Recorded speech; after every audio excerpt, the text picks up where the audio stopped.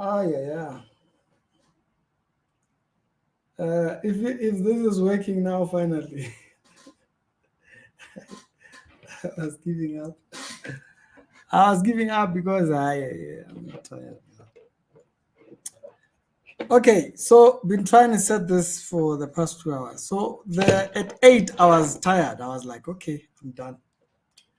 Um, so basically this thing was giving me like an issue. Like you can see the picture quality is like whatever. So it was giving me a problem.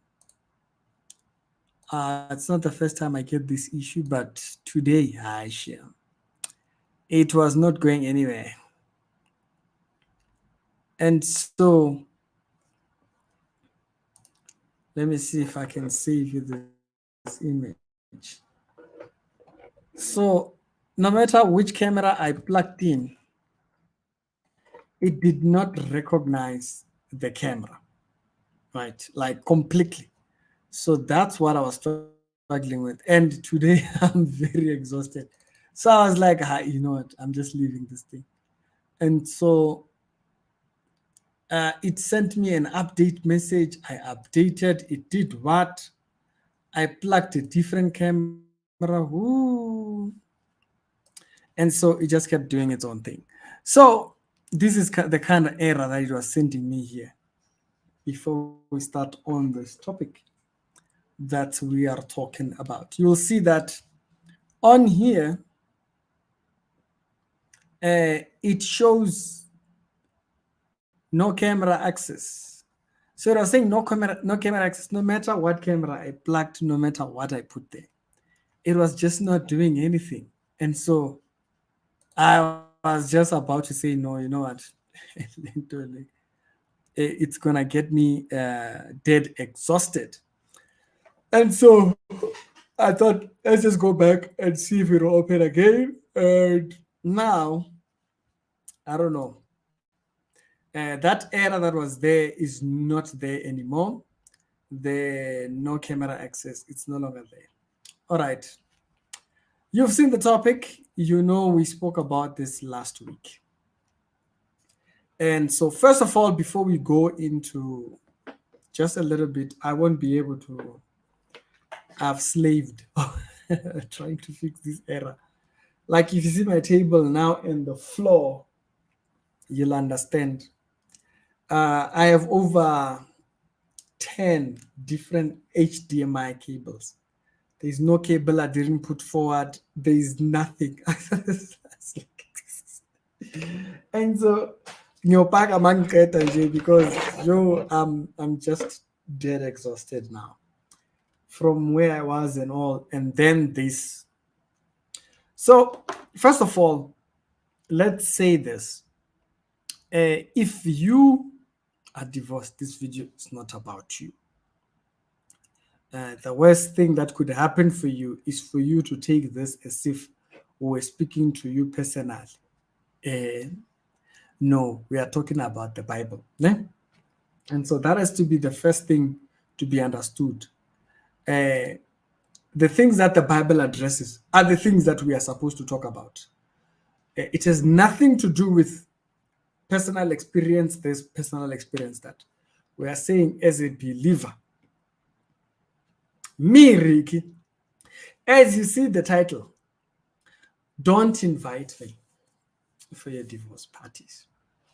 Now, uh, I'm saying it before anybody even thinks about it. It's not that somebody did. No, I'm saying it before you even think about it. I'll never be over there. I'm not checking in. I'm not even coming to greet. Andiko up. Now, last week I just hinted at it, but we were talking about it in the framework of discipleship. Yeah? And so today I wanted us to understand why I said that, the why aspect of that idea of what I was talking about. First, last week I did mention heaven forecasts salvation in marriage. Jesus dying for the flock is seen in the framework of marriage. And the Bible speaks about the kingdom like a marriage as well. And from the beginning, God speaks about Israel as a bride for him. Yeah? And so therefore, and he talks about it within that idea of they have whored themselves. They've brought themselves to whoredom. And so it makes sense. You are going about in falsehoods, according to you being married to God. And so the Bible speaks about it like that. So if you have been there, it was your experience, we're not talking about you. Stella ungabi selfish. That now we can't talk about a topic because when you've been through it. Ne? It's a topic of the kingdom. So it's beyond you. This one, she's beyond you. It's like doctrine. So kuluma e doctrine, even though you don't agree. Right. Other Gilmore says, you sound tired. I'm tired, leadership. And so, but yeah, I tried to take like a lie down a little bit, and I only had like an hour just to lie down. It didn't help. Yeah, but it was a really great day. I'll tell you about it soon. If you don't know what I'm talking about, go to Facebook, you'll see.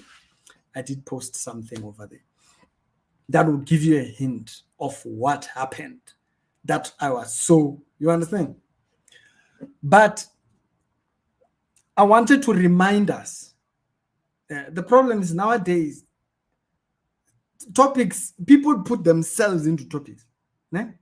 The same way when you think about people who are old preaching the gospel. People who are old preaching the gospel, they have this entitlement to be something in the church. Don't make that mistake. Khula kahle in the things of God. Yes. White beard doesn't make you something. That's not how this you see, this kingdom, it works completely different. So it helps for you to get your mind in order. It helps so that we can communicate properly. Now I mustn't be trying not to step over your toes, while as the Bible tells me, hey, you are the one who's putting your toes there. So ungafaki inyawo zakho lapha, we'll step over them. I'll give you an example. People like calling themselves fathers of the faith. Stop doing that. There's no such a thing. It's not a spiritual, it's not a biblical thing. You can't find it anywhere. How are you fathering what you didn't start? And you didn't start Christianity in Africa. How are you fathering it? Christianity in Africa, we see it from the Ethiopian eunuch. Ethiopian eunuch, we don't hear about him calling himself the father of the faith, but you start a church, you lead 5,000 people. All of a sudden, you are a father of the faith. Please humble yourself before the hand of the Almighty. We are all children in this kingdom. You see, this kingdom does not function like this one, like this earthly one. So these things of people putting themselves, I'm making an emphasis on this point. People put themselves into topics, so we can't talk about the topic. That's why people took the subject matter of Paul saying, I fathered you in the faith. And they made a doctrine out of it. You see, heretics, that's the problem. They see something like that. They go and make an entire doctrine around it. It's not there. Paul didn't make a doctrine out of it. You hear it there, you don't hear it anywhere else. I fathered you in the doctrine. It simply said, led you to Christ, or you learned from me. That's it. But should you make a doctrine out of it that now we must call you a father? You might want to be careful about that. But hey, to each man his own. Personally, I do not see it in the Bible. I wouldn't encourage it. Paul doesn't teach it as a doctrine. Okay? Paul does not teach it in the gospel. And so this type of things, as Ken puts it here, it's narcissism that is coming into church. It's people inserting themselves. That's why, even on this topic, People like inserting themselves because they have dealt with the situation and so forth. That's why there's always bad, Ricky, bad. Bad. We're talking about what does the Bible lay out. So the Bible talks. So let me greet the people that are here. Leadershiping, Jollof and family. Hope you guys are good. As Sarah says, good greetings to everybody. As Ino says, Dumelang, Lekai leadership, are you Gucci? Matty says hi. Thanks for opening the videos. This videos, God bless you. Thank you, from Namibia. We are much thankful. Age is just a number. Yes, they must learn. The earlier they learn it, the better. Because those things, get away from those thinking. Get away from this idea when you know it all. Aikolento. Not here. He says, if you want to be a part of this kingdom, you must be like one of these little children. So how are you like a little children and then you are claiming to be a father? What did you father? Okay. What did you father?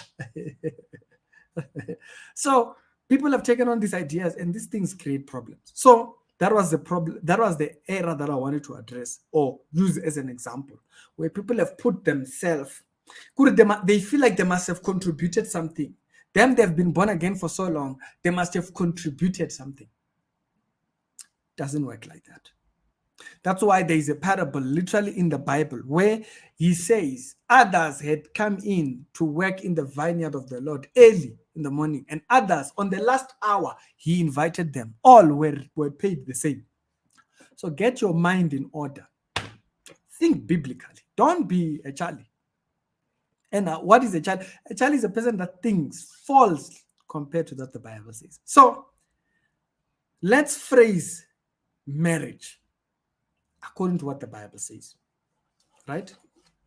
Let's phrase marriage the way the Bible puts it out. So last week when we were talking about it, we hinted at certain things, or we hinted at certain ideas. And I wanted to go back there, right? I wanted us to go back there so that we can have a framework for ourselves and understanding when it comes to understanding biblically, understanding this subject biblically. And we're going to note these points one by one, and then we'll come to a conclusion. And then I'll open the lines. You can call in, and then let's talk about it from there. Now, first verse, let me put it up here. Genesis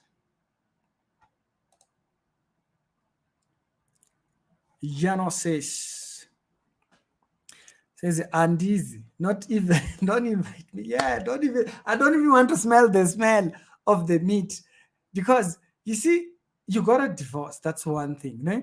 Okay, your circumstances might have led to that. That's another thing. For you to do a divorce part, something is wrong. Okay. Do you understand? Something is wrong. When you are celebrating what God says should be seen with all beauty. Yes, you had a bad marriage, but marriage, you want to celebrate a divorce of it. How?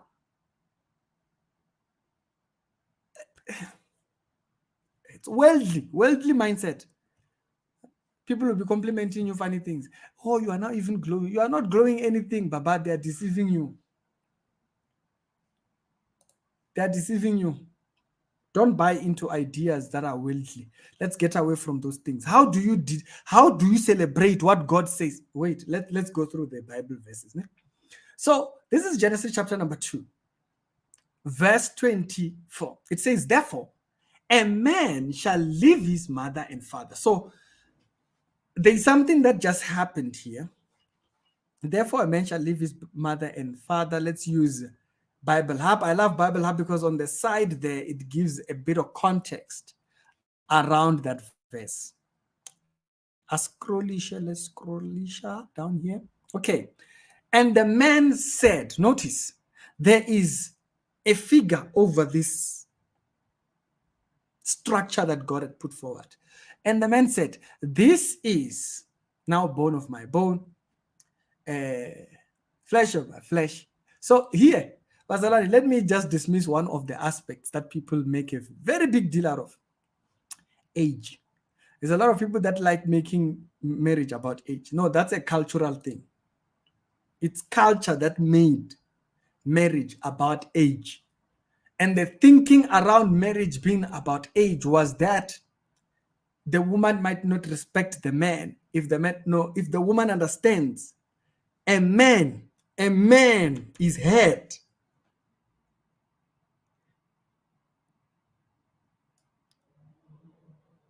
You can't change that one. I could marry a 50-year-old lady. I'm still head over that household. It doesn't change. It's a cultural thing that made it age. Not Bible. There's nothing to do with. So I see sometimes Christians debate that one. I've never talked about it. I want to make an individual video about it because it's a non-issue. People just take up cultural ideas thinking it's thingy, thinking it has anything to do with the Bible. It has nothing to do with the Bible. Don't make it that. It's very clear there. The man, it's roles. It's a role issue. The man said, "This is bone of my bone." So man declared the woman, bone of my bone, flesh of my flesh. Meaning the flesh of an animal is not like the flesh of. Now in DNA meaning, it's not the same as, right? Notice, it's the man who declares what the woman is. She shall be called woman. Bazalani, there is what I was just saying right now. She shall be called woman. It is the man that said what a woman is. So when they say it's a man's world, yes, this is what they meant. The man declared what a woman was. He told her what she was. You are different, but you came from me. So the man's thing is literally even in the man. She's woman because she came from.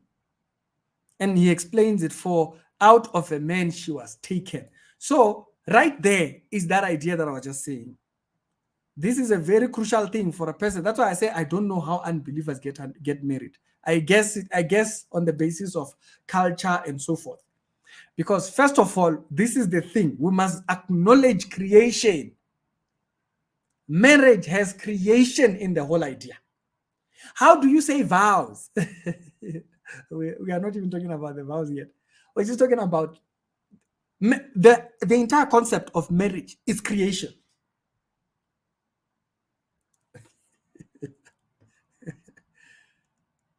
The entire concept around marriage is around creation. So the world, in their cultural perspective of marriage, they don't get it. Yeah, they see a part of it. They see families getting together. Yes.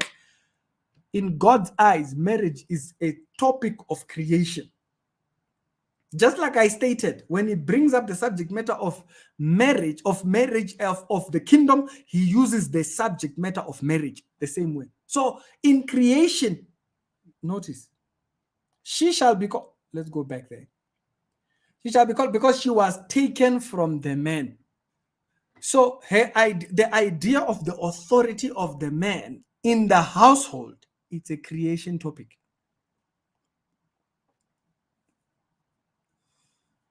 You don't like that one, go take it up with the king. It's not me. You want to debate politics? You can go debate politics. I'm not there. I'm getting down up because this is a subject matter. So right there, the thing that I want you to note here, the declaration that even, you see, what God created, or how God created, and therefore how Adam himself concludes, he understands the core purpose of this marriage is creation. So that's why I said last week, if you remember this statement, I didn't qualify it. I wanted to qualify it now. When I said marriage is literally a Christian thing, like they don't fully understand marriage outside of Christianity. They don't understand. That's why they hate creation, the creation narrative, because the creation narrative tells them how should you format your household. You would not be talking all these political topics that they talk about. We don't need to talk about those things. We don't need to talk about those things. The core of this topic is creation. Hey, Basalan, let me just pause this here. You guys remember when I mentioned that God has literally put the most dangerous thing by which he will judge people right before them. Yes, there's creation. Romans chapter number 1 explains how creation is going to be a witness against unbelievers. So if someone had those questions of saying, but Ricky, what if a person never believed or they never heard the gospel? They had creation. Romans chapter 1 tells you creation is a witness to the world that there is God. So creation witnesses. Yeah, if you read Romans, it's not just us speaking. Normal every day will make you realize, it will make you appreciate that there is a God. So with that idea, therefore, that everyday life, this point here, in the fact that creation, therefore, is writing a witness, Romans chapter number 1, the thing that God has put forward before every single person that will speak against them, it's the language. Let me tell you how language is going to be used against every single person. I'm going to go to the comments. I don't want to forget this thought. What do we use? What do we call these things that we speak every day? Just write down what these letters that I'm speaking out right now. What do you call them? What do you call?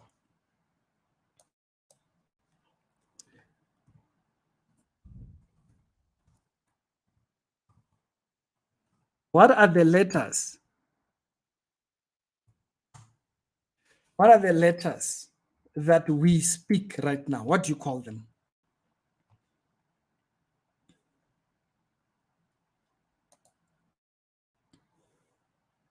Words. There's another, no, the letters. Ne? The letters. The letters that we speak. The letters that we speak. We call them alphabet. Anker? We call them alphabets. Now,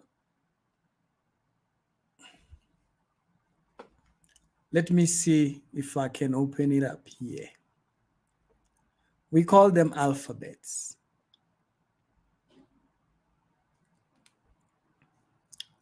Let me share the screen with you and show you how the letters, right? Look at how God has set forth judgment for the world. Even the same way that I'm talking about this simple thing that looks like, oh, marriage, what. Yeah, we do it. These are the Hebrew letters. These are the Hebrew letters that you're seeing here, right? In the Hebrew letters, the first two letters, right? Let's see the first two letters. Where's my mouse?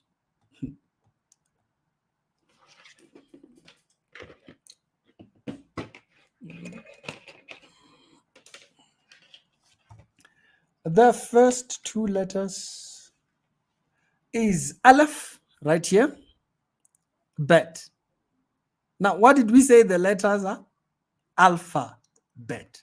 So if you look at these two letters here, he's literally spelled your entire language in the first two letters of the Hebrew alphabet. I've stated this before. I'm going to repeat it again. All our languages are not close. They don't even come close to what the Hebrew language does. The first two letters in the Hebrew letters, they spell all of language. They spell all of our language, Aleph, bet. So if you see the first two letters, alphabet, literally.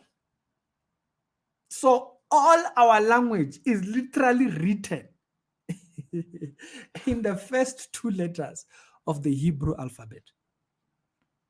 Hence, that's where we get the idea of Aleph-Bet. People say, oh yeah, you know this thing. People say, yeah, I was talking to some Pan-African people. They were saying, yeah, Pan-African people, they've been here longer than the Jews. I'm like, I'm like, my brother, there's no language that goes even close to what the Hebrew alphabet does. The letters alone. Okay? Aleph is God.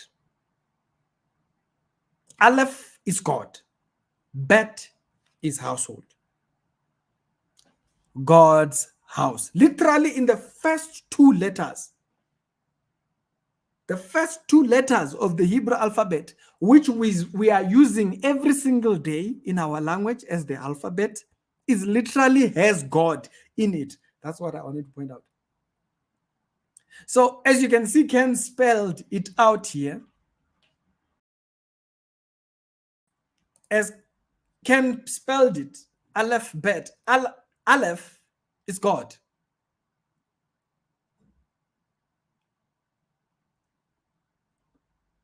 Aleph is God. Because remember, the actually, even the way you used to say it, let's put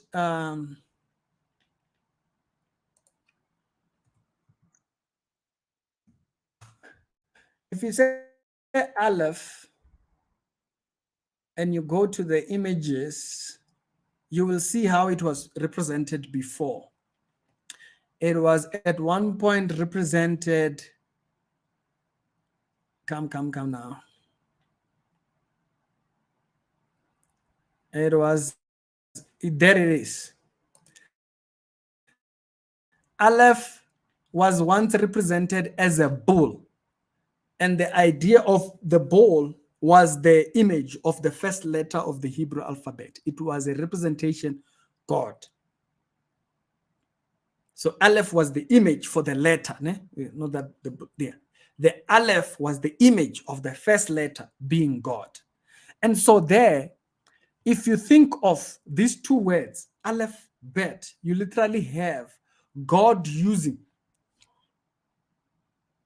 in translation, heavenly language, God's language. You get where I'm going?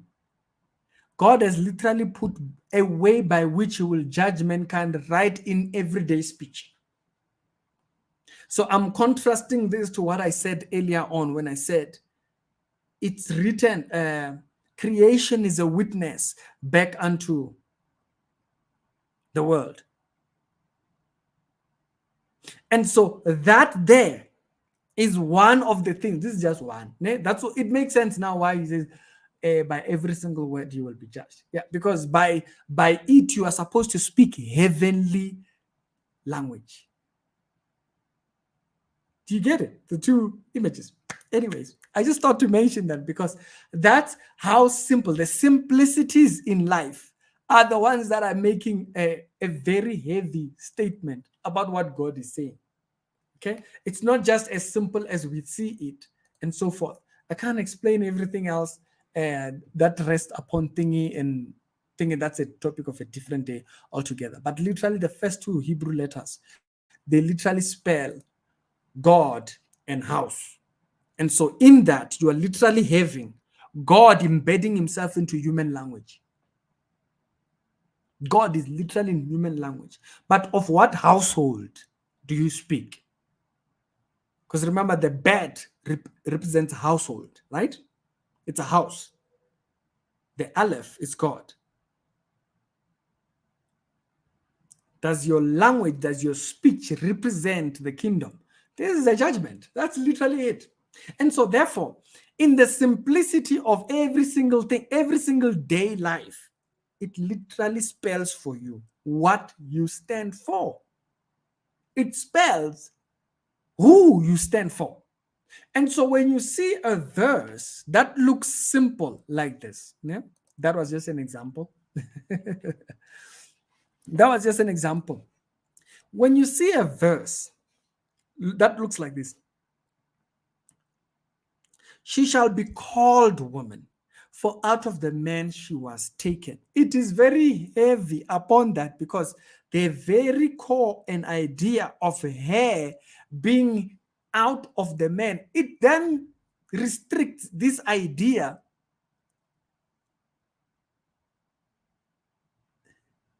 Yeah, I don't know. I don't know if people are really ready to really understand. People are going to get in trouble. People are going to get in trouble. I'm going to get to the comments just now, ne? And I get through this thought. Let's go on with it before I do that. It says, for this reason, a man, notice he just addressed this being that's created. The man addressed this being and said, this is what he is, this is what she is, this is what she is. But then, for this reason,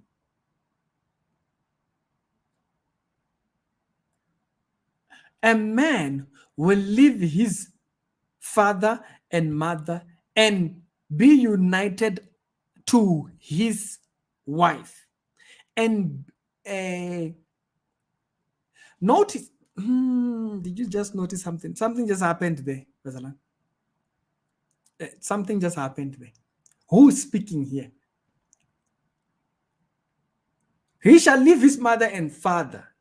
What concept does Adam have of mother and father at this point? He knows, as God is, he is very much well informed of that future perspective of a family and whatnot, even before. This shows you the authority that the man has over the relationship. It is, you see, you dispute this one, you get in trouble.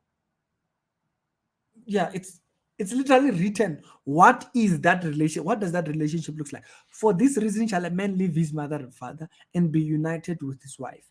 Then, so therefore, the rules of marriage have been put forward. So there is the gender aspect of it here is put all over it. Then a man shall leave his mother and father. So there is father, there is mother. You can't be mother, father if you are just the same gender. So it's not, you can't do that. You can't change your nouns and then no. Here is talking, remember, the idea of woman and man comes from the creation aspect of it. How were they created?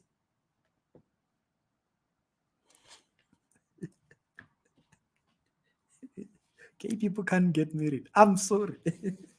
If you support such things, I'm sorry. There it is. Let's break down what we just read there. Okay? Man is the one that's declaring who the woman is.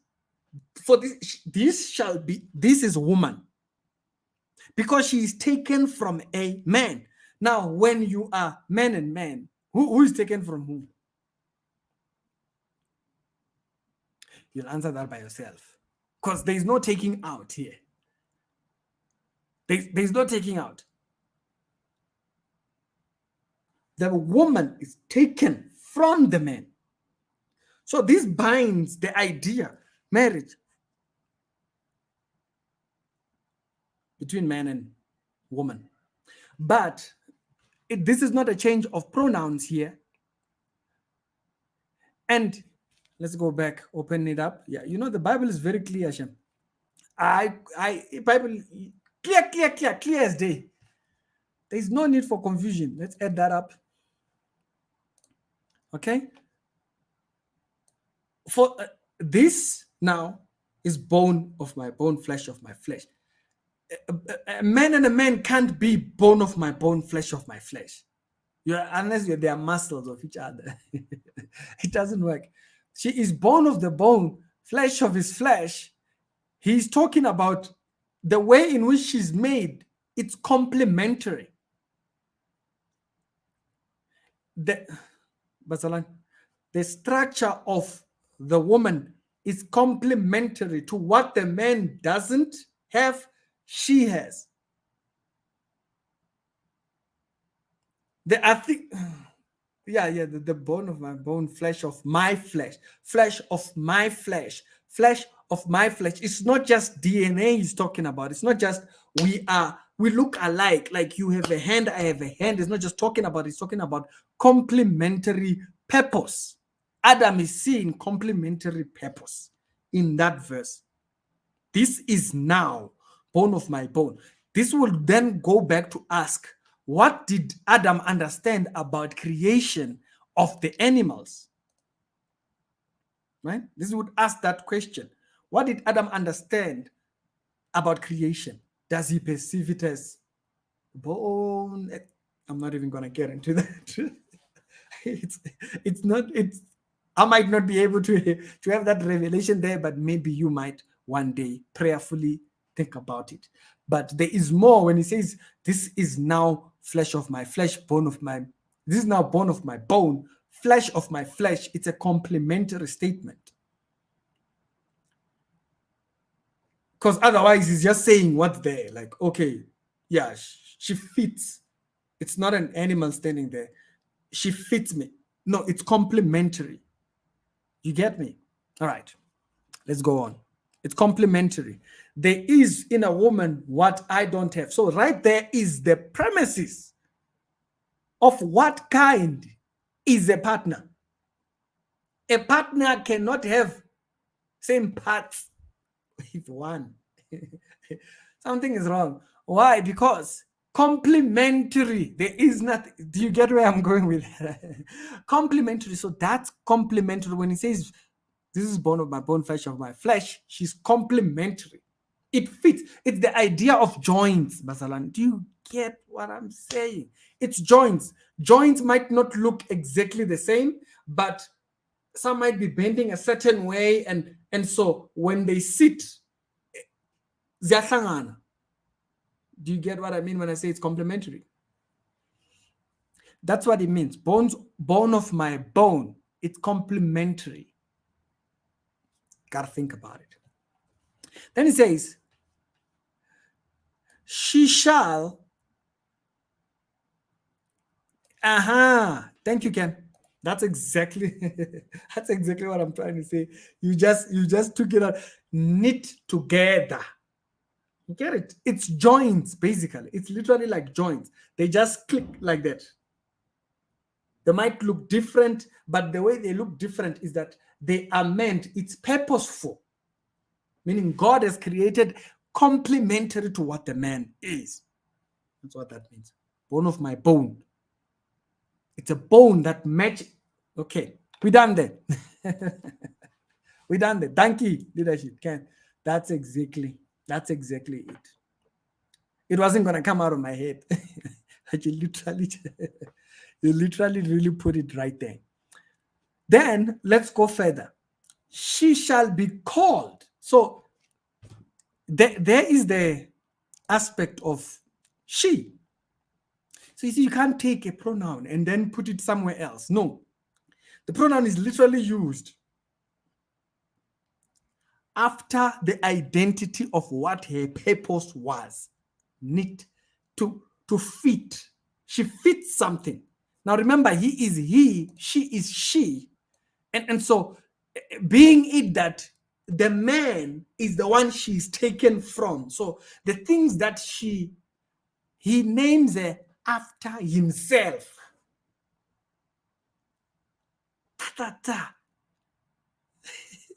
He names it.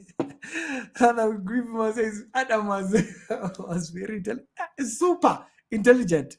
The devil doomed him. The devil doomed him. She shall be called. She, even in that wording there, he is taking, like in the pronoun there, he is literally taking the woman out of the man. The word he is right in the word, in the thingy. He didn't create another one. He's like, since she is, she, put S there. Put S. I don't know how he did it, but I'm too earthly and my brain has dumbed down to the level with which Adam's was. So she shall be called. So this here, that complementary first part of bone of my bone, a man's bone doesn't complement. Even if you look at the body structure of a woman, there's a reason why umfazi has calves, right? She has calves because it is complementary to birth giving, right? It has to be wide. And so yeah, it's not just for men to like. It's complementary to what the man doesn't have. It complements the function, purpose of. I'm telling you, there's a lot going on there. So having dealt with that bone of my bone aspect of it, there's a purpose to her creation. Therefore, we are here. She shall be called woman. So the naming of the lady is on the man. We said that. That shows authority of the man in the household. Like I said, it's not about age. It's only culture that made us think like that. Okay? It's culture that made us think like that. That was never about that. The man, whether she's old or she's what, the man is head. Because in creation, she comes from the man. Now, when we say she, I was born in 19 years. You as woman come from man. Remember, it's purposeful, right? So if it's purposeful, it helps for us to understand and grasp it from that perspective. For out of a woman she was taken. And so there is position. Do you see that? There is position. Out of the man she was. That's one verse, Masala. Yes. In case you're wondering, we've been talking about the whole chapter. No, we've been talking about one verse. Now, the verse that I was talking about. For this reason. So, based on everything that is just, so if you discard the pronoun and you disregard the purpose of a purposeful creation, if you discard that she is complementary to what Adam is, you can't now change this, because now this is now the marriage contract, right? This is the marriage contract. This is what you're supposed to do. You can't get to doing unless this is the criteria by which you determine this. You determine verse 24 on the basis of what 23 is. So you cannot come to 24 without acknowledging complementary creation, complementary authority of one over the other. It's literally co-written in the whole thing. 50-50. That's a worldly idea. Take that, put it in the dustbin. That's not biblical. God did not do that. That's nonsense that comes from the world. I'm sorry if you believe that. My words were not meant to offend, is to remind you to uphold the standard that the Bible puts forward. God put it like that for a reason. For this reason, a man, notice he doesn't talk about the woman. The woman, since she is under the authority of the man, for this reason, let me tell you what a man must do. He must leave. Father, mother, he's not coming from gay parents. He wasn't, it's not an adoption situation that he went through. No, it's not, he was raised by lesbian. No. It's none of that. There is a criteria to what type of parenting he comes from. The Bible has no idea. The Bible has no framework of family that is same-gendered. It's not in the Bible. We are family and they are flag people. There is no such.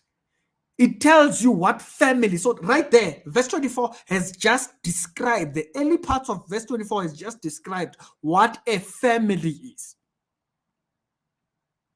You can't describe family away from that. So what is happening with all these divorces and what? It's because people have disobeyed this structure here. They've put up their own version of this. They've some assaulted themselves. And they are creating their own version. For this reason, you can't come to for this reason and then describe what marriage you want to get into without understanding. Criteria was verse 23. There is no such a thing. It's not. So for this reason, a man shall leave his mother and father. So this here tells you what a family is. Mother and father. My bad, father and mother. He starts it like that. That's how the Jews do it. They start from the father, then the mother. And be united to his wife. And notice he's telling this to the man. You who's giving me an ear. You must leave your parents and be joined to your wife. So here, the joining, where you are going to join, it's the opposite. It's the one that fits. It's complementary. There goes that again. Look at how 2 verses have literally destroyed all forms. Like you can't fit something else. Just 2 verses. You can't fit something else. For this reason, a man shall leave his mother and father and be united to his wife. She's complementary, something else that he is not. And they will become one flesh. Bazalwan, you know, this part of one flesh, people have interpreted it so many ways. Now, go back to what I said about one flesh in verse 23. Complementary. They shall become one flesh, complementary together.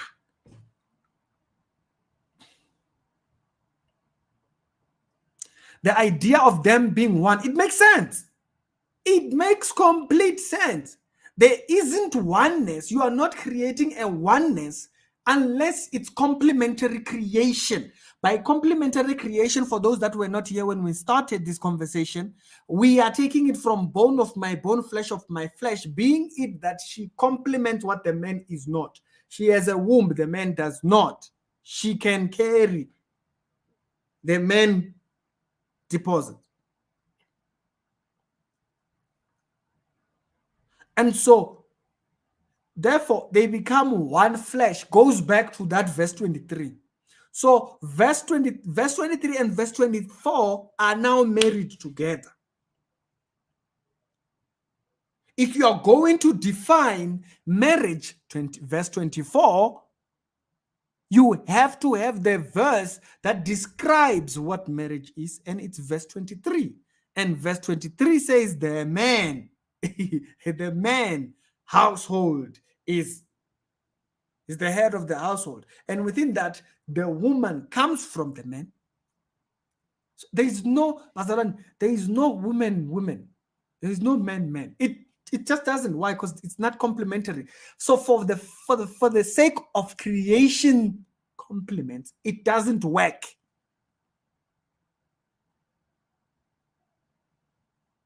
That's not how God created. So God created marriage purposeful.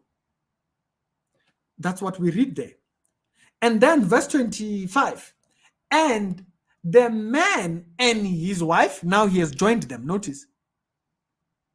He has joined them.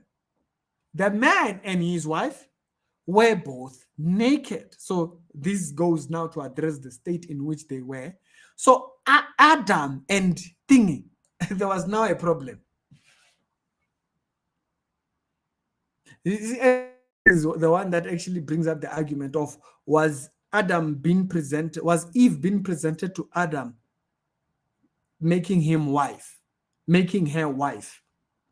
This is where a lot of people argue that come from, because and the man and his wife were naked and were not ashamed. So right there you can see Adam and Eve. In the presenting of Eve, they were married. In that. So it dismisses the topic of people that thought very carnal about the story of Adam and Eve and said, yeah, so this situation was a sexual issue. Is that they had done some sexual sins, so now No, because they were husband and wife, so that would have not been sin. So do you get? So the tree, it's another topic altogether. Okay, the topic is the sin aspect of it. It's a completely different topic. It's not thingy. So that verse right there, then kind of. Guys, hey, brother, give more. Guys, it's not me who said it. It's brother, give more. There, read it yourself.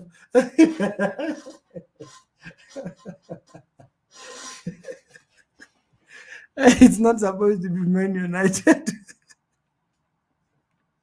No, you can't be Man United. It doesn't work. It doesn't work like that. Hey, leadership, don't kill me.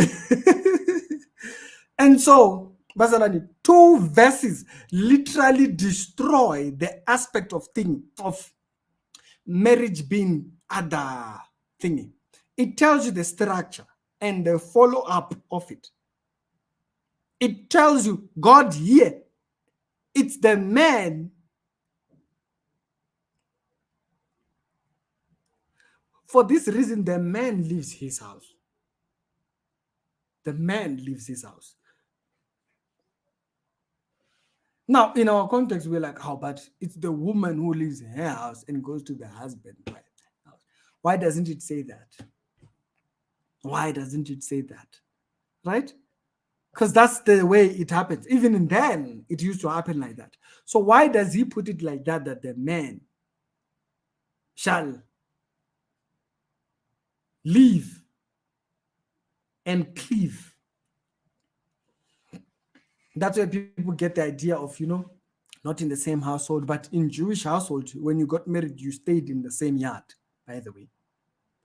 And so the husband builds the house, and then thing comes. The father approves the house, and then he can go and get his bride to make sure that he didn't rush the process to get his ways. Right? So let me scroll back here before I miss too much.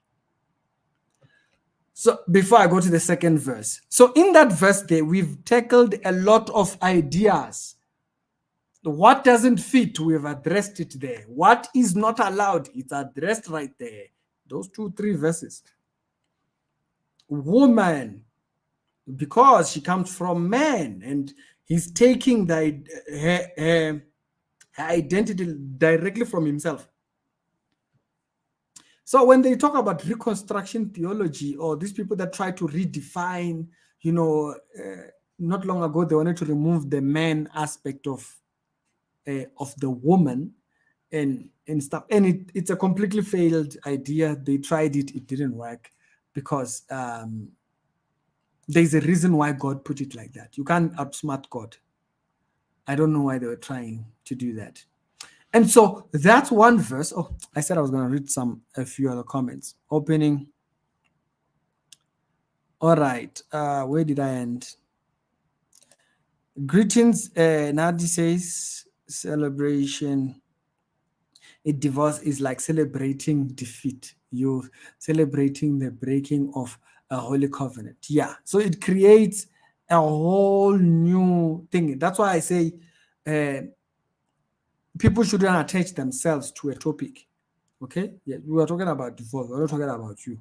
So if you have gone through the situation, we're not talking about you. We're talking about divorce as a subject matter that Christians should be well informed about. Why is this thing such a hectic thing? Right? We're going to go on to the next verse in a second. My brother and family members invited me to a divorce party. I regret attending the event up to now. You see, your conscience wouldn't let you.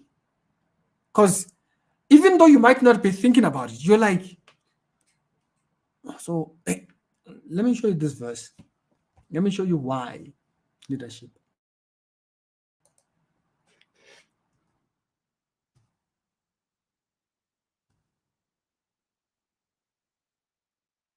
Let me show you why you have that.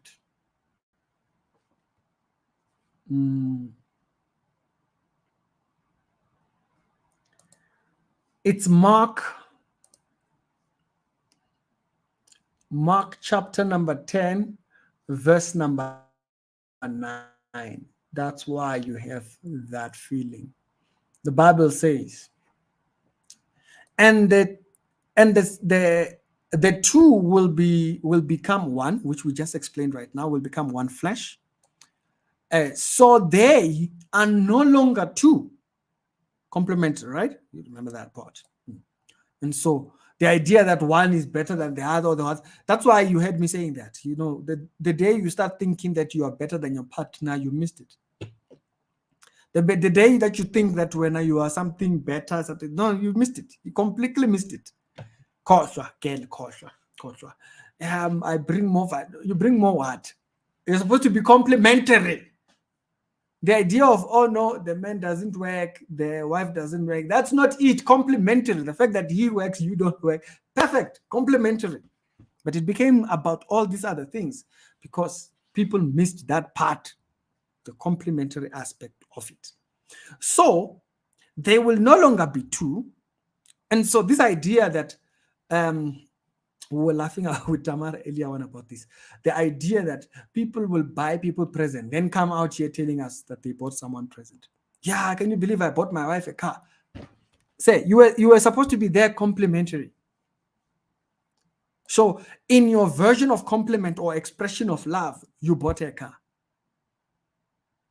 You shouldn't have done that if you didn't want to. Yeah, you made decisions that were complementary to her. You were advancing her, which is what. But you see, people are losing sight of that. And they become displeasured for serving in other people's lives. That's what it is. It's service. I've talked about that before. If you haven't heard that conversation, it's a completely different topic. Marriage and relationships, it's service. Raising children, it's service, all these things. But one flesh. Therefore, what God, this is the problem, what God has put together or is joined together. Remember that word that we spoke about, this one here. What God has joined, remember that word? Complementary. He's joined together. Let no man put asunder or separate. When they are back in the house. Okay, so this verse right here literally tells you the problem of people celebrating divorce. What God has put together, let no man.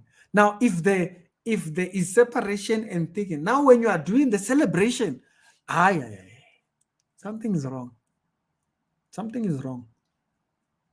Let no man, including yourself. Yeah, you're included there. You're part of men, isn't it? Yes. Let no man, including yourself, put that asunder. Now, if you decide to divorce, that's your decision, right?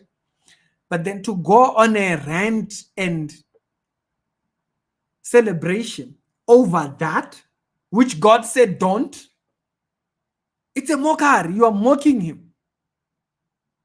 You literally are mocking God by celebrating it. Repent. That's why, just in case someone is missing the idea and thinks, okay, we're just imposing. We're not imposing nothing. God has said, if I put together, I joined it. He joined it. He calculated it and put it just exactly.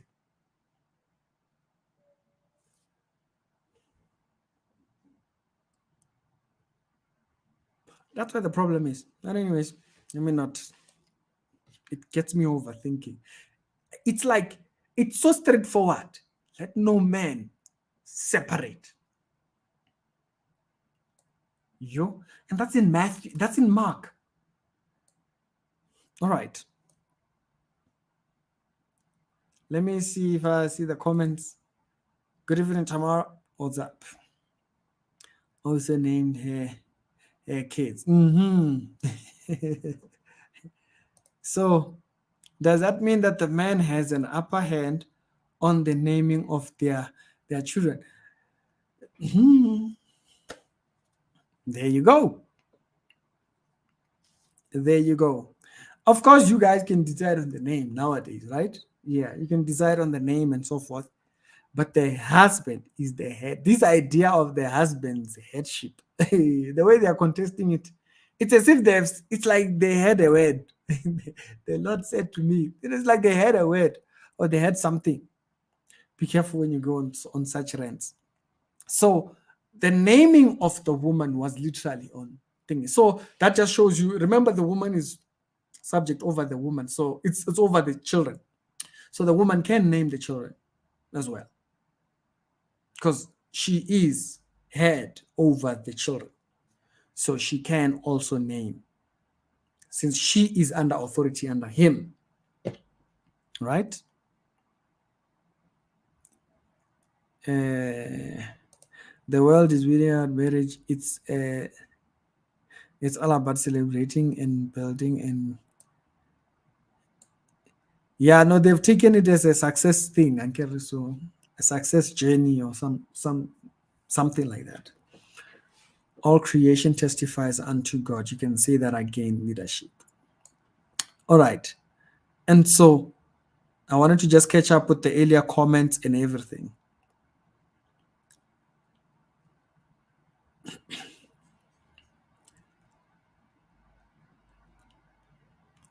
Yeah, leadership. That's exactly what I'm questioning. Are they aware? God says He's the one that put that together. So when you're celebrating it, you're mocking what He put together. No. It's not me you should be worried about. Okay, there is a verse.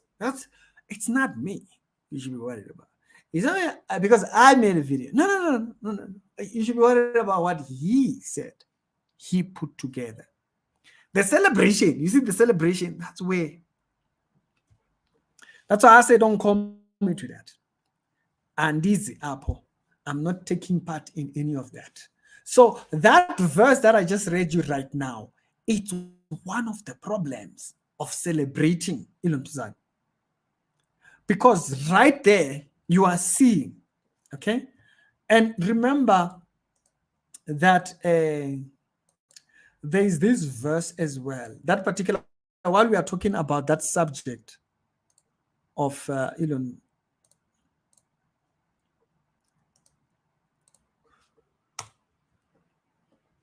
All right. While we are on that subject, let's open Bible up here. First Peter chapter number 3, verse number 1. So we'll take it all into 2. It says, wives, in the same way, submit yourselves to your husband. Notice, you do that. Meaning there is in you the resistance to not do that. That's why he says you do that. You see, this verse here is like Romans chapter number 12.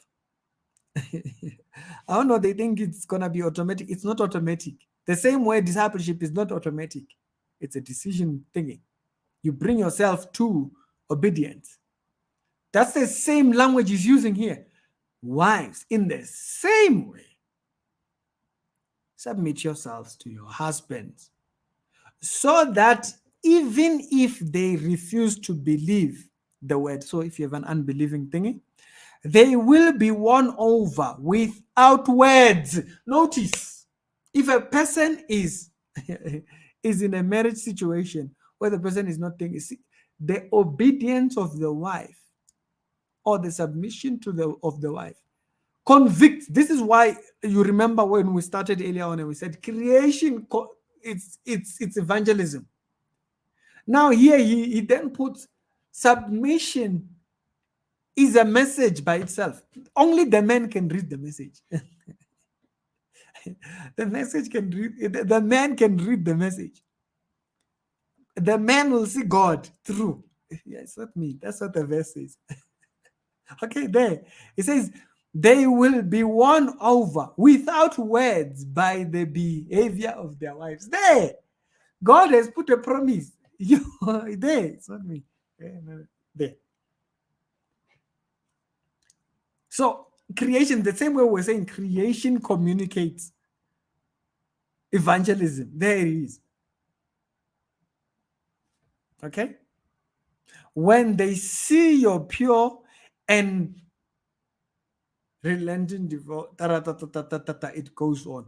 And so this verse here then frames what we're just talking about, the awareness of the frame in which God created the world.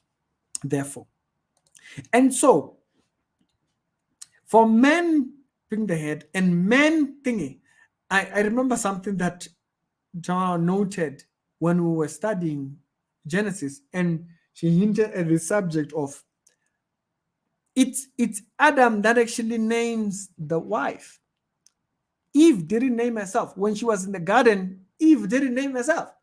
Eve only gets a name when she gets out of the garden. It's in chapter 3 that she gets a. Let me see if I can open that. It's in chapter 3 that she gets a thingy. So this idea of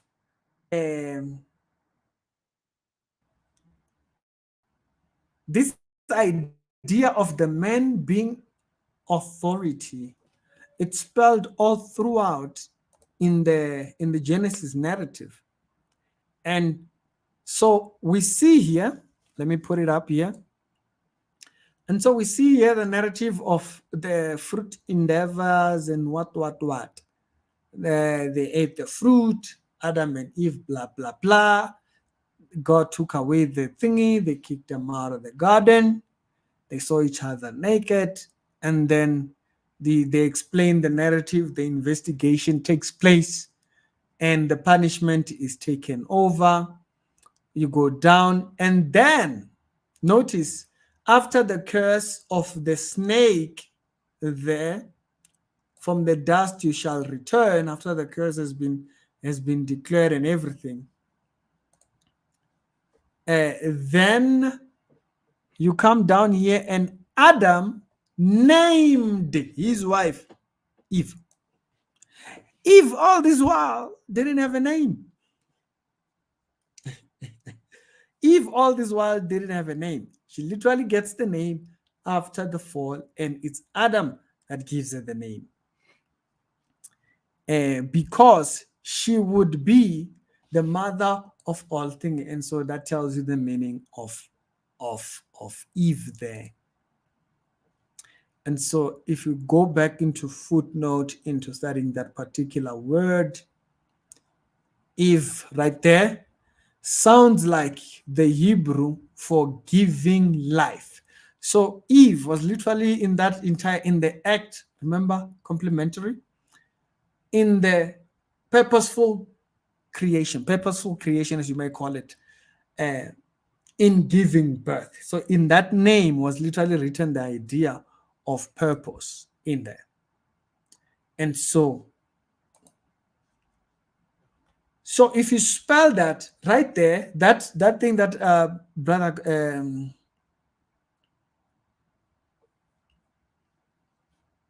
I'm thinking brother Givmore was talking about, of the naming, so you can see it right there. Adam is the one that also names the wife. And so that authority aspect is clearly laid there. It's clearly laid. It's not a confusing thing. It's just, hey, there's the people we live with here. Danda heads, completely, their heads are over there. And so you'll be there thinking to yourself, oh my goodness, and so forth. And so in chapter number 5, once he gives the criteria of if there is adultery in the marriage or immorality in the marriage, and then he says, if there is this, then the person can separate, because that whole thing. Now, people in that conversation, I did ask, does it bring up the subject matter of forgiveness and so forth? That I said, to me, it's a personal thing. It's a personal thing. Let people decide what they do with that by themselves. And so the situation, the idea of the celebration here, it's a very, very dangerous. It's dangerous grounds for me. Okay, and so the same thing happens in Luke chapter number 16. He does give that idea of a adultery being committed and thingy. Like I stated, each and every single person answers to, each and every single person will answer for his own. And so, if a person should thingy, even Pastor Van, don't even ask me about that. Don't ask me to join your divorce party. Don't ask me if you should get divorced. I know nothing about that. Yeah, I'm not getting involved in other people's sins. Deal with yours. I got mine. And I'm not adding that to my list. I cannot add that one to my list. Like the verse says, because if you're asking a person to advise, they are literally the reason by which you will then separate, and we just read that verse and what it says. Right? And so if you think of First Corinthians, therefore, this First Corinthians, it puts up the subject matter of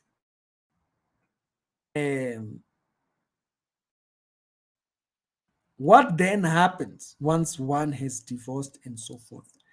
The verse that comes up is this one. First Corinthians chapter number 7, verse 39. And what does it say? The wife is bound by the law as long as the husband lives. So notice there, you guys might decide to divorce. According to the legal documents at Home Affairs. But the Bible says, as long as the person still lives, there's still breath in their. They're not. The Bible is not giving you ideas. It's saying you chose. Pelalap. Yeah, it's a very serious decision. You don't just wake up and just. It's a very serious decision. Like I stated, I don't know how worldly people think about marriage, because remember, marriage was framed from creation. And you see, so this is why in our vows, let me get to the vows. This is why in the vows we say, till death do us part, because God, when he created the woman, it was literally written in her creation, marriage. Or it was written in a thing, companion. She is woman, meaning her make, it's complementary to the man. And so therefore, to a man, one. How about two? So notice you can't be nicked into two. So that's why polygamy doesn't make sense. It cannot be biblical, not today, not tomorrow, not yesterday. It was never biblical. So right there, this also deals with the subject of someone who say, oh, but Ricky, if it is a subject matter of law, therefore, which means therefore, you can get into contract with multiple people, not marriage.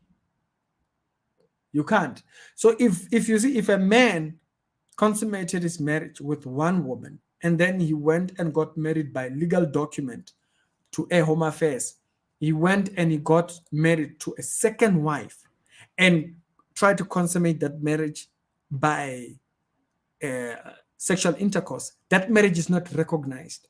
It's adultery. Why? Because the act in between the two of them actually nicked the two of them. Therefore, a man shall leave his family, one family, and be brought to his wife, one. It's singular. That's very singular. It's not multiple. So the concept, when people say, no, the Bible doesn't go against polygamy, it's because they don't understand how the Bible talks. They don't understand the language that the Bible is using. And so by the very idea that you are seeing then, when it says their wife, the singular. The wife is bound by the law. So she can't be bound with many other wives. The first wife is the only wife. Yeah, that's what the Bible says.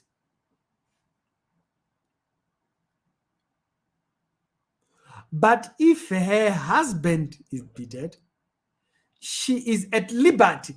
Barcelona, it literally says there is no liberty. There it is. There. It's literally you are not. You can go and get your legal papers that say you are divorced. But are you at liberty? No. According to the Bible, you are not. Why? Because by that spiritual, then there's a spiritual aspect to marriage by which you are married to this person for life. So when we say till death do us part, we really meant till death do us part, and that's what it translated to in the spirit world.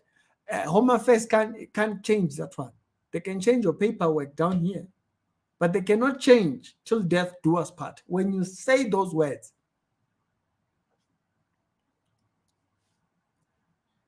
to be married to whom she wills, she cannot will. You see that part there? Yeah, she cannot will whatever she wants. If he's still alive, remember the premise is if he is still alive, she cannot will whatever. That's not me. That's what the Bible says. You know, sometimes people would, Ricky, you are saying, yes, I'm saying it after the Bible. I agree with the Bible. Yeah, don't ask me for my opinion. I just read you what the verse says. I agree with what the verse says. Period. And in our opinion, and in our commentary, and in our side commentator, no, nothing. I think exactly what the Bible says. When it comes to the Bible, I'm a robot. I don't have my own thoughts. You're asking me to have my own thoughts. You want me to sin. What's wrong with you?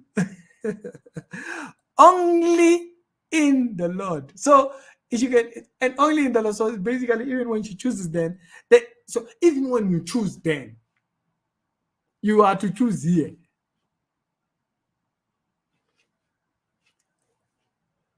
Yeah, this verse is not a joke. That verse is not a joke, and that's Corinthians. Bear in mind, that's Corinthians. He's telling you that as long as the brotherhood still lives. So if you go back to that knitting, that's where we get the idea of soulmate. Yeah, when we say a person has a soulmate, that's literally what we are meaning. Is that compatible? The person who you got married, compatible. So some people say, no, we're just not compatible. Well, the problem is people grow big heads. One stops listening, the other one decides to do his own things, and then therefore it ends up in whatever situation that it ends up into. And so that verse there, it says literally the person, she's bound as long as he lives. That's not me, that's what the verse says. 1 Corinthians chapter number 7 verse 39. If the brother still lives, she is bound to that brother. You can get your Home Affairs papers. Home Affairs papers is not divorce. I'm sorry to tell you. I'm sorry to inform you. Home Affairs is not God. So in the spirit world, when you said in God's world, let me not say, I don't like using that word. In God's world, when you said till death do us part, that was it. Those words, you can't take them back. Ankiri wanted to be king and priest. Exactly. A king's decree doesn't go back. Hey, congratulations. You are there now. I wanted to read you the last one. Then we're going to call it quits here. Okay? We are going to call it quits. And this verse here,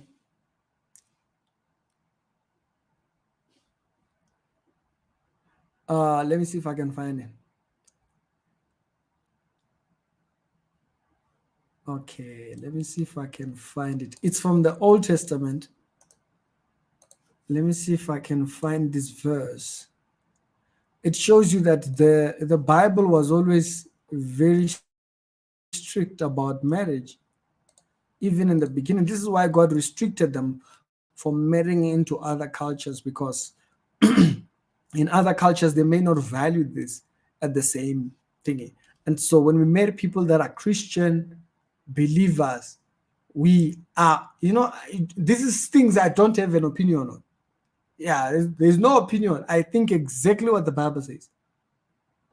You ask me for my opinion, you want me to say what? Some people are a problem.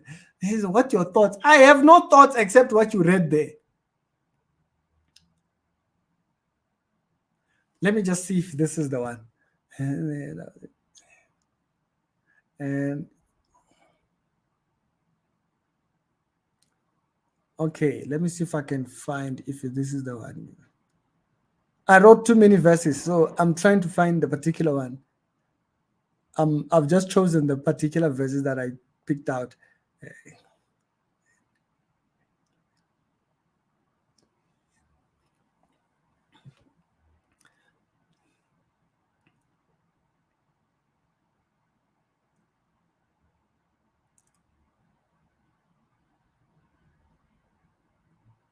Okay. It's 19. Okay, 19. Just a second. Let me make sure that this verse that I want to read is the one. 19. Because it does kind of confuse me sometimes to see.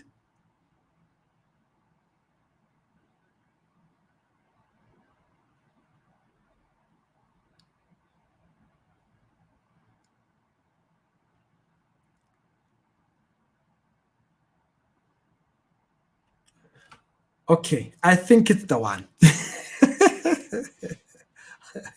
Deuteronomy. Now listen to how this rule was, like how hectic this rule was. This is no joke, man. Okay, we're gonna end on this one, eh? Yeah, at 1 hour 30, we are done. Right, we're gonna end on this one. Then the young woman's mother, okay. Marriage violation. That's what that chapter says. Suppose a man marries a woman and has relations with her, so he's consummated the marriage, and comes to hate her. I mean, like, geez, this is why, guys, in the Old Testament, in like the periods of the sovereign's house. So basically, the Pharisees and those people, when these houses were being brought up, there was this thing called serial divorce. It was like people were giving themselves the rules by which they can divorce their wives, like, and the rules were like just ridiculous because these people were very straight out immoral. And so that's the thing to remember, né? When you read this. Okay, so when you read this is one of those silly ideas. Okay, he's married a woman and comes to hate the woman. That's it. And he then accuses her of shameful conduct, so it's not true, and gives her a bad name. Okay, decides to go out there, say whatever the person wants to say, saying, I married this woman and had relations with her, but I discovered that she was not a, so he could come out and lie about something like that. And then the young woman marries, the young woman's father and mother bring the proof of a virginity to the city elders at the gate, and say to the elders, I give my daughter in marriage to this man. I gave my daughter to marriage to this man, but he has come to hate her. So do you see what's happening there? The word hate is used in choosing. So it explains what we have said. Do you remember that time when I spoke about this topic of saying the word hate in the Bible does not mean a person hates like emotion. Hate is choosing. So in Deuteronomy, it literally describes it like that. The word hate there is that he's now no longer choosing her, or he's deciding something else. I want something else. So he has decided that he's no longer thinking he hates her. And now he has accused her of shameful conduct, saying that he discovered that she was not a virgin, and here is the proof of her virginity. And they spread out the cloth before the city elders. And so basically they bring forth the proof that the man then was lying. Then the elders of the city shall take the man and punish him. Okay?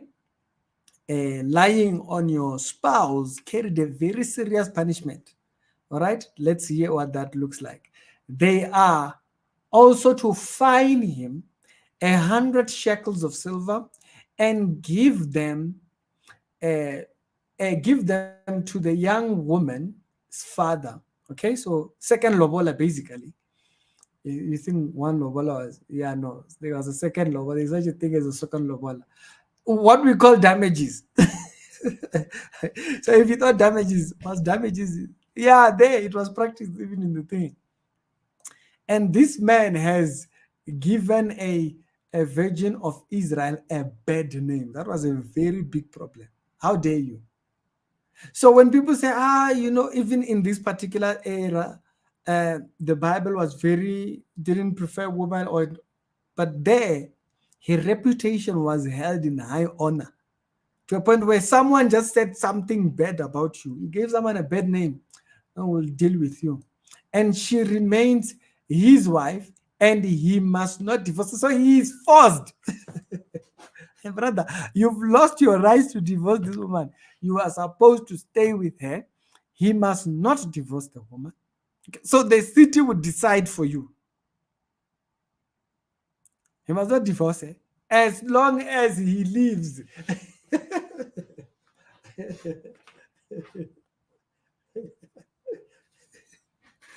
And so this concept of marriage being an entire life decision, there it is.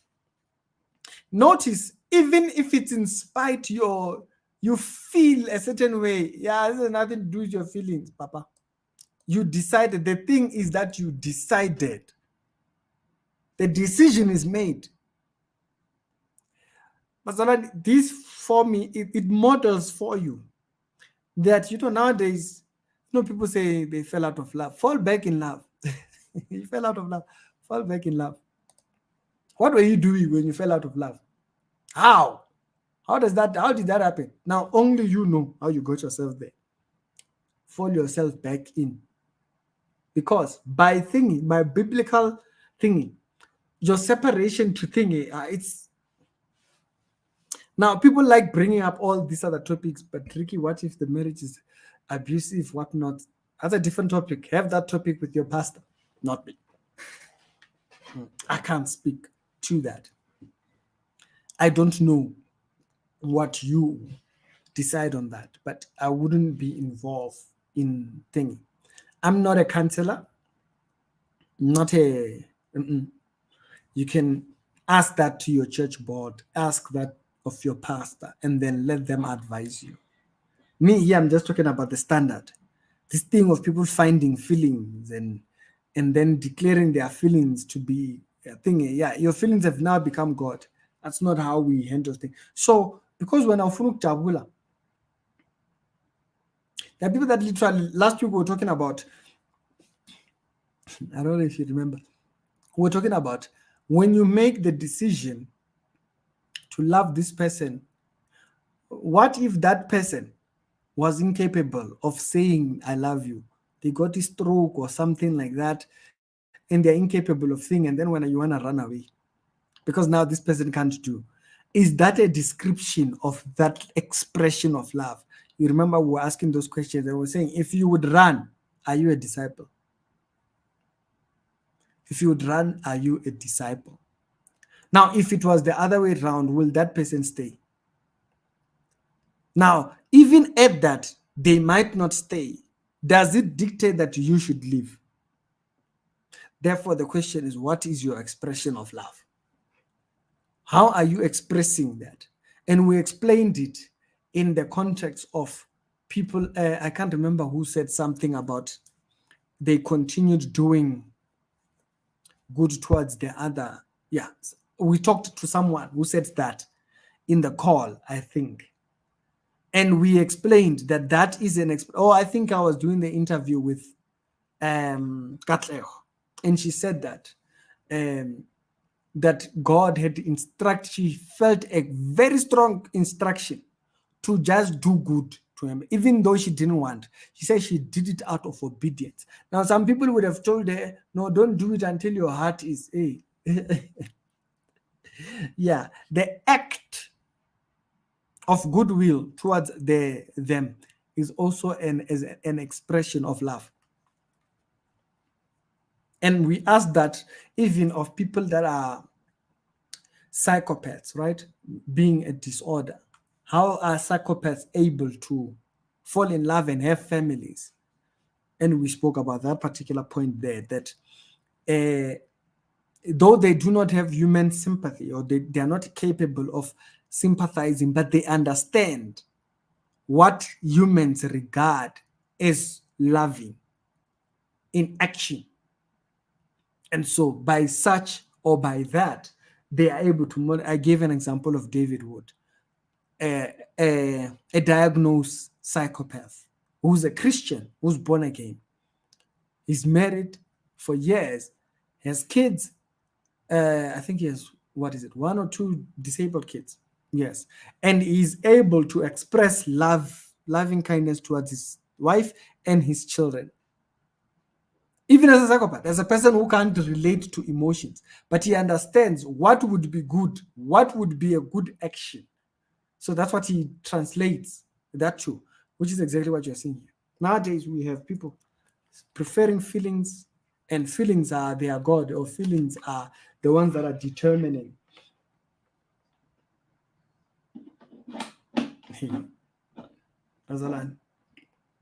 This particular subject, these topics that look small, these topics that look like they're not, it doesn't look like that it's that big of a deal. It's a very big deal. It is a life decision. And when you made that life decision, you thought it was what? Mm-hmm. And if you want to see that idea, like I said, I had a lot of verses. I just, I'm not going to have enough time to kind of talk about all of them. If you read Malachi here, Malachi chapter number 2. If you read Malachi chapter number 2, verse number 16, this is what it says. For I hate, this is God saying, I hate, verse, says the Lord God of Israel. It's not Ricky that hates, it's God that hates. I agree with him.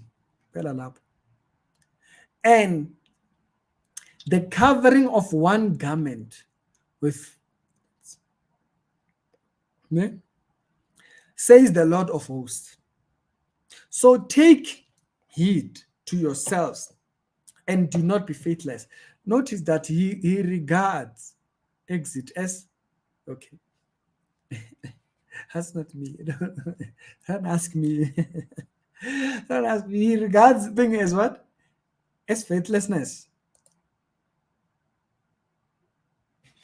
Now remember, I'm not talking about circumstances here. I'm talking about the subject matter. The subject matter of divorce within this particular thing, and then the law aspect of it, being it from the perspective of God, it's not divorce. You make that decision. No, it's a decision. It's a decision up here. Here. Yeah. Feelings change. Feelings are up and down. Correct your feelings. Correct your feelings. Fix your feelings. Fix your feelings. Don't let your feelings go all over the place. Start determining other things. Fix your feelings and let them be very fixated.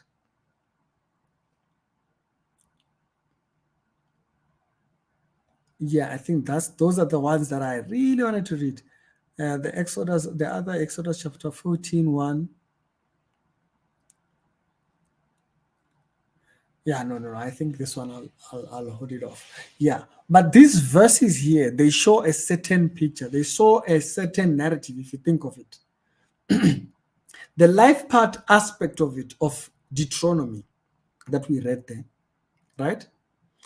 Jeremiah chapter number 3, verse 7, the idea of uh,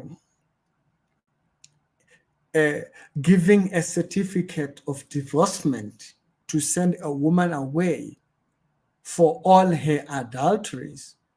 Yet I saw that her unfaithful sister Judah had no fear, so she also went out and committed. And so he speaks that idea that I was speaking about earlier on when I said God speaks within the idea of relationship with man or the world within the context of marriage. And so when you decide to be a celebrator of divorced marriages, or when you decide to be a voice of divorce, think about that. God holds marriage at high.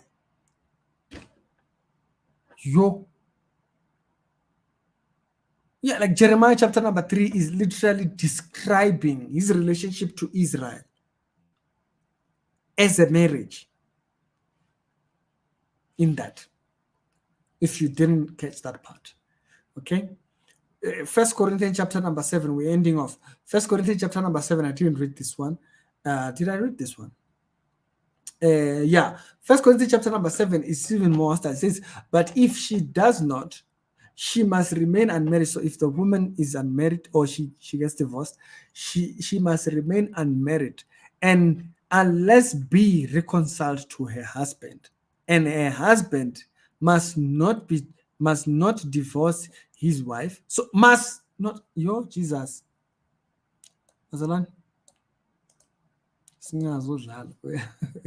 You know, that's why I said this is not a topic for people to be inserting themselves, because no, they're just talking about no. The Bible is very explicit on this particular subject. It doesn't hold back.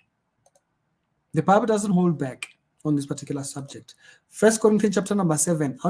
Before we go there, I wanted us to finish at 1 hour 30 minutes. I think we are right about there. Right, there it is. It says, to the rest I say this. Okay, so he was talking to principle. Then he says, what principles of marriage? To the rest of you guys, I say this. Not I say. I say this. I, not the Lord. So you see, I've highlighted this, that Paul sometimes speaks out of the wisdom that God has given him, but he is very clear when it is God's message that's speaking to him or thinking. He says, if a brother has an unbelieving wife, or she is willing to live with him, he must not divorce her. So basically, on that basis, that she is willing to think it, that doesn't mean that they must divorce, because now he says, no, I speak this out of the wisdom of God. Yeah? Then he says, and if the woman has an unbelieving husband and he is willing to live with her, she must not divorce him. So basically, if the two must come to an agreement, that's what the verse is saying. Willing, notice that wording there. Willing to live. For the unbelieving husband is sanctified through the believing wife. Now we explained that verse. If you were here earlier on, you saw we read a verse that said, why is it thingy? It says the obedience. Remember that verse? The obedience of the wife. I think it's First Peter thing. The obedience of the wife will be a testimony to that brotherhood or that wife, for them to see God. And so right here you can see God's will covers all the topics. It's just that we all have we have our own ideas. God covers it all. So the Bible talks about if the person is not married and they just got divorced, they must either go back to their husband. That's literally, the Bible just puts it like that. It doesn't jigger, it doesn't turn thing. So that's why I don't understand why people think, why people want opinion. It's Dead clear. Why do you want opinion? Because the subject matter of divorce in the church has become, it has become like the topic of, what do you call this thing? Homosexuality. It has become like the same, where it's just perspective and thingy. It's just, no, the verse is very clear. It says the person is thinking they must be restored back to their husband. Why? The verse told you, if the person is still alive, you are not legal by thingy, by paperwork from Home Affairs, by spiritual law of what you said, till death do us part, you are still married to that person as long as they leave, the verse says. And so that's why I say people should put feelings aside. The subject matter, yeah, it's be very clear. Because the rules here are very straightforward. If you two separate and you decide, you know what, we're not getting a divorce, we're just splitting, and one is going to be there, one is going to be there.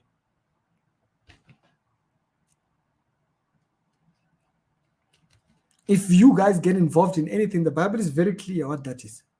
It's adultery. You bring another person, it's adultery. We've dismantled the subject matter of, notice here, in this subject, we didn't just deal with divorce. We dealt with what marriage is. So we spoke about what marriage is. We spoke about who gets married. We spoke about where they come from. We spoke about what family is. Just in case you are just coming in. We spoke about what family is. We spoke about what defines a woman. We spoke about why she's a woman. We spoke about the authority of the husband naming his wife. We spoke about we spoke about age in marriage. We spoke about all these things. So if you're just coming in now, those are all the things we just talked about over the last 1 hour, 30 minutes. And so this subject here, I think I might name the video now around those particular, but it's very clear here. The subject matter of marriage is very well defined. It's just that people have preferences, and preferences is friends. You know, you have friends you like more. You have friends, you know. Me, I don't have a friend like that. I don't, and was. I don't have a friend who maybe they got a divorce. If I have a friend who got divorced, we are very clear on right, wrong, clear. Yes, you did wrong, or or whatever. You know, we are very clear on that. Yeah, we can't twist truth because now we want to keep friendship. No, friendship must understand the place of truth. Don't waver on that. We don't. So that's why I say the subject matter of divorce has become like the subject matter of homosexuality, because they know they can't change what the scripture says. So what they seek to do is change the rest of us, how we think about it. So should they get remarried? No, the verse tells you what to do. There's no way. The verse is not even talking about remarriages. No. Marriage, no, go back to your husband. And that's the only context. That's the only context that you see here. They can show us where they find remarriage. The Bible doesn't talk nothing about remarriage. That's the Bible. I'm not talking about favors, shaking hands. I don't shake people. I shake hands when you understand the truth. That's where we stand. Because I'm not getting into sin because you want to feel better. And getting down. I am not going to be held accountable for people that want to do your own thing, do your own thing. And getting down. Don't fuck me. Some people have tendencies, funny tendencies. Just want you to do wrong. No. Do your wrong by yourself. But those standards, I hold those standards everywhere. I hold those standards in personal life. I hold those standards to thinking. Don't ask me about things that the Bible is very clear on. It says nothing about thinking. It stays restored relationship. And so if a person decides to go through with it, it's them that decide. Remember, the verse says what? Willing. There. It says she is willing to live with him. She must not divorce him. Willing. The problem is that the other people are willing other things. You are willing there. You're not willing. So let's be very straightforward. What the Bible says, what the Bible does not say. The Bible doesn't say anything about remarriage. They can show me the verse. If you want to show me the verse, you can show me. I haven't seen it. It talks about the context of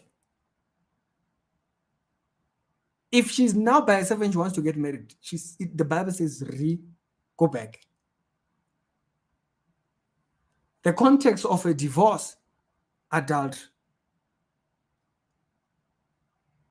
And in that, Malachi says, I hate divorce. So yeah, no.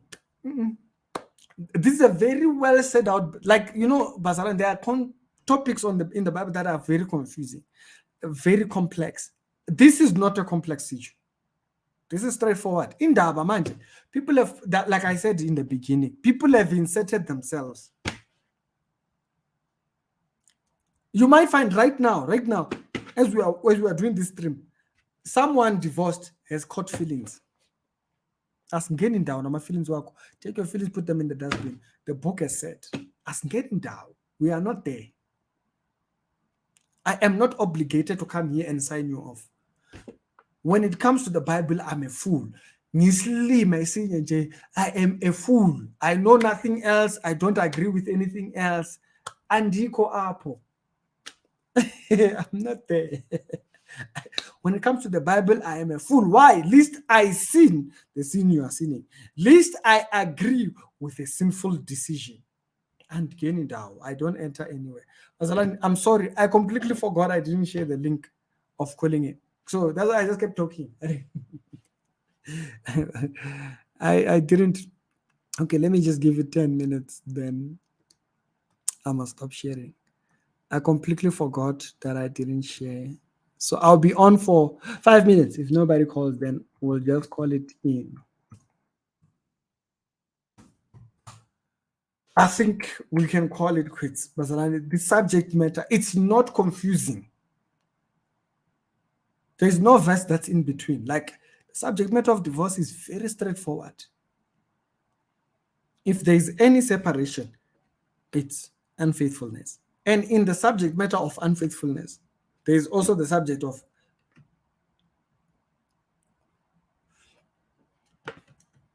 this subject here. It's a personal decision. That's the thing that I want you to notice. You see that part where it says willing? Yes, it's a personal decision. It's not a decision you should be asking me about. You can't be going around asking. That's why I say you can't call me to a divorce party. And Diko Apple, it's your personal decision. Be very, very clear, and we must be very frank with all these supposed friends we have. Very straightforward. It's a personal decision. You are taking your own decision, my sister. You are not willing to stay with the brotherhood, or the brotherhood is not willing to stay with the wife. And again, down. I'm not coming over there. I'm not celebrating. I'm not going to McDonald's with you. Straightforward. Straight and forward. Why? Because you now give right. Remember, what God has put together, let no man put. So, Bazalani, let's learn to be obedient. Let's learn to be obedient, shut off our ears to things we know nothing about. The Bible is very clear here. You see, if there's a subject that's clear, it doesn't say half. So when it tells you the adultery situation, it's telling you what you want to do. This is the situation. But then again, if you got divorced, does that say, notice, he doesn't tell you, so you have right to get married again. So if you live there or you get out of that marriage, what happens? You must never get married. Because the Bible doesn't say anything. That's why I say, you see, the Bible speaks in wisdom. It's telling you this is a personal decision. If the person is making that decision, they make that decision by themselves. They mustn't come to get our approval or our like or our what. I have no comment. I know nothing about your divorce. And getting down. We must be straightforward. All right. I think I'm going to call it quits. This one, on this subject, Bazalani, this one, it's a straightforward. This one hits on the nail. It's not in between. It's straightforward. Because someone can tell me if the person has a verse for remarriage, show me the verse. Show me the verse of remarriage. And show me the decision he tells you to take after adultery, the adultery thing. I'll wait. He tells you what circumstances might decide, because why? This is a spiritual thing. The same way the marriage, you see, because you were bound with this person in spiritually, so by them getting involved sexually with another person, they have broken that rule spiritually. But it doesn't tell you, because we are clear here. You can go and get a divorce certificate, but according to the Bible, if the person still lives, it's the reality show. Let them make their decisions. They want to celebrate, let them celebrate their celebration. Don't go anywhere there. Have nothing to do with such things. The Bible is very straightforward on this one. Very straightforward. There was a period I used to believe this subject is very complicated. So I decided to look for all the verses about marriage. All of them. And I'm telling you, there is none that's confusing. Nothing. There is nothing that's confusing about the verses about marriage. They are all straightforward. You are here, you are married. You divorced. This is the situation. And if you are divorced, go back to your husband. If you want to remarry, go back to your husband. If you get married to somebody else, you are in adultery. No, it's very straightforward. There is no topic that's confusing. Here, divorce is not a topic that's confusing. If a person says it's confusing, they are lazy. They don't want to acknowledge the verses that are there. It's a very straightforward topic. That's why I say, find me a verse that's contrary. You will not. You will not. There is nothing else. It's a very straightforward topic. But anyways, guys, I wanted to put it out to you guys why I said that statement last week. Why I said, do not invite me to your divorcement parties and all those things. It's because of these verses. Because by inviting me, you are making me give right. I'm blue ticking something that God says he does not like. And so now it's like I'm coming, going to a divorce party. It's like going to a shrine. Hey, let me go, me. Going to a divorce party, it's like going to a shrine because God doesn't like it. Yes. And you wanting me to come there, you want me to go into a shrine. I am not going to do that. Yeah, because my God says he hates that. Because he phrases relationship. So yes, leadership. It's entering dumbarization.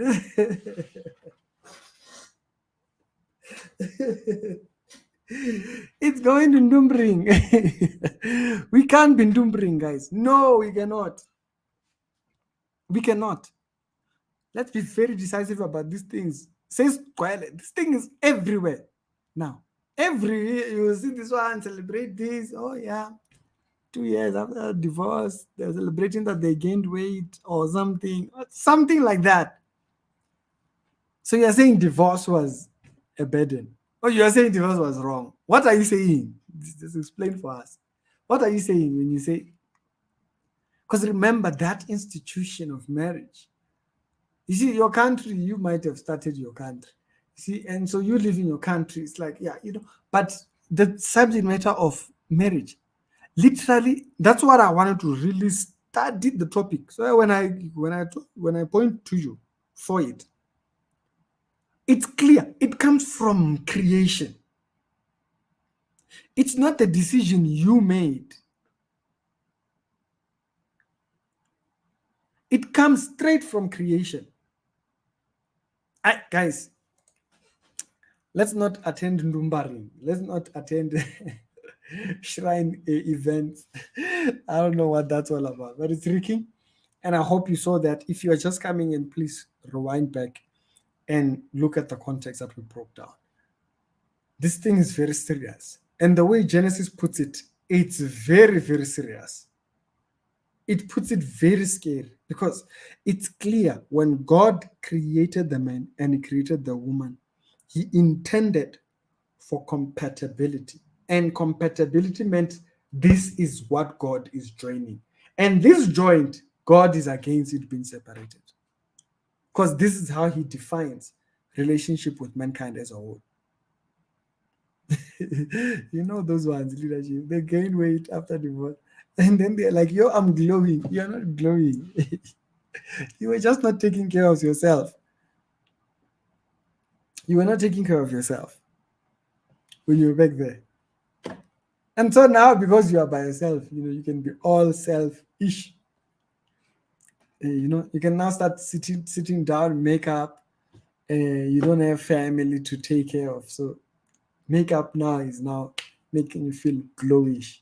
And a weave.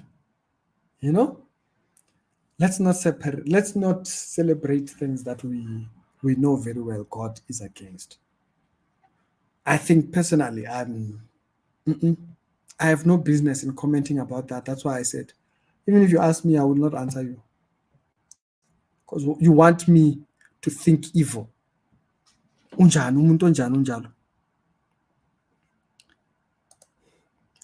So Christian people must stay in our leadership. We talked about that.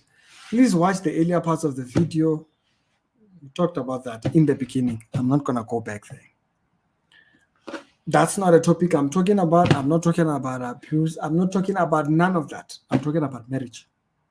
Other topics I have no, like I said, I am not talking about. You see, the problem is these other topics that we are not talking about, they get inserted. Me, I'm talking about divorce. I have no business with talking about the other things, about what experience. Here, I'm talking about divorce. Let's not insert other things. I don't know about those things. You can take what I'm saying, take it to your pastor, let your pastor advise.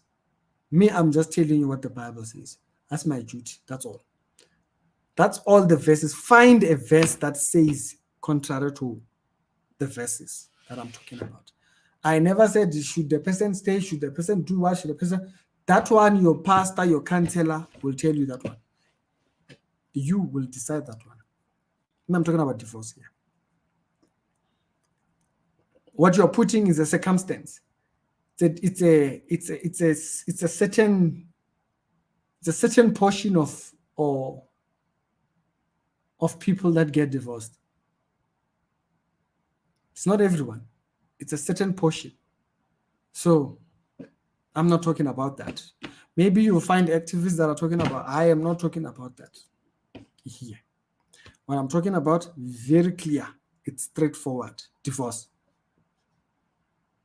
You want scenarios, you can go to counselors. You can go to your pastor. The pastors can give you what scenarios. Me, I'm not seeing scenarios here. I'm just seeing divorce. I can only speak for what I see. I don't see the other ones. So if there is such a situation, go talk to your pastor. I'm not the right person for that. It's Ricky. Y'all have a good one. I explained that in the beginning. I don't want to have to go back there. I've kept people here for like 2 hours almost. So I don't want to have to reiterate, right? This particular thing I stated in the beginning, like the first 2 minutes of the video, you'll hear me saying, the problem is that people insert the topics, the other circumstances. We're not talking about circumstances. We're talking about the. It's Ricky. I'm gone.